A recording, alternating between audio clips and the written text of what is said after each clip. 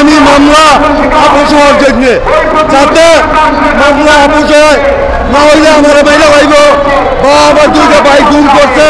আমি বলছি আমার টাকা পয়সার দরকার নাই, আমার দুইটা ভাই দাও, আমার দুইটা ভাই আমি মারি দিয়া আমি শান্ত হব, না হইলে আমি এই মামলার বিচার আমি চাই।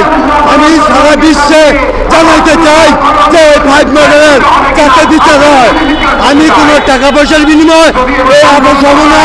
আমি সর্বোচ্চ এইটা সুষ্ঠু বিচার যাতে আমি পাই, এই জন্য আমি মানব বন্ধন করা। আজকে 9 বছর চলে আমি এই মামলার কোনো বিচার হই আমি পাইতেছি না। আমি 9 বছর ধরে প্রত্যেক দরজায় দৌড়ায় করতেছি, কিন্তু আমার এই মামলার আজও পর্যন্ত কোনো সুরা পাইতেছি না।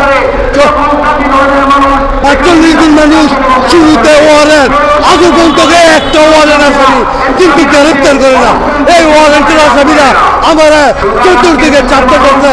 আমার হয় মামলা আমি আপোষ দেব, না হয় আমার মাইরা লাগবে। সর্বোচ্চ এই চিন্তা ভাবনা করতেছে। এই সুখে সুখে আমার বাপ মৃত্যু হয়েছে, এই মামলার বাদী আসছিল, প্রথম বাদী ছিল আমার বাপ, আর আমি বর্তমান মামলার বাদী। আমি সর্বোচ্চ আইন প্রশাসনে দৌড়ি করি।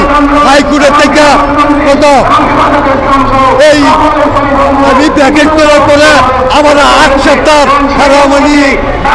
নিশ্চয় করছে, আবার কিন্তু 8 সপ্তাহ কিন্তু চলে গেছে। আজও পর্যন্ত আমি এখনো প্যাকেটের রেজাল্ট পাইতেছি না। আমি সর্বোচ্চ বিশ্ববাসীর কাছে আমি এই মামলার বিচার চাই। আমি কোনো টাকা চাই না, আমি কোনো পয়সা চাই না। আমি যে অপরাধ করছে তার বিচার হোক, সেইটাই আমি চাই। আমি সর্বোচ্চ আমি আমার ভাইদের বিচার কইরা যাতে আমি মরতে পারি, সর্বোচ্চ চিন্তা ভাবনা আমার এইটা। আর গতেরা মুন্সিপুর ডিস্ট্রিক্ট উপজেলা মুন্সিপুর ডিস্ট্রিক্ট মানে প্রশাসন ভাইদেরকে আমি দৃষ্টি আকর্ষণ করে বলি, আমার সুষ্ঠু মামলা বিচারটা দেওয়া হয়।